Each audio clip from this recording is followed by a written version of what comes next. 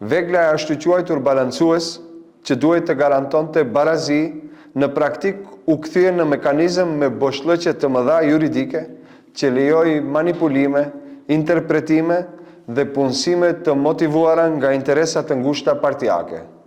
BDI-a ka pasur vite të tëra që këtë parim kushtetues ta bëj ligj. As nuk u mundua e as nuk e bëri. Kjo është e vërteta. Sot është ndryshe. Për herë të parë, pas një çerek shekulli, përfaqësimi i drejtë bëhet detyrim. Për herë të parë, kjo çështje ka zot shtëpie. Krijohet trup koordinativ në krye me vetzëvendes kryeministër shqiptar.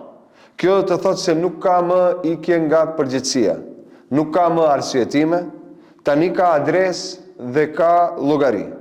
Për herë të parë, mbyllet dera për mashtrimet. Nuk ka më vetë deklarime të rreme. Ka metodologji të bazuar në të dhëna reale. Kush abuzon, do të përballet me pasoja. Ky është dallimi. Ata për 25 vite e mbajtën këtë çështje gjallë për hajnie mbijetesë politike. Ne po e mbyllim me ligj.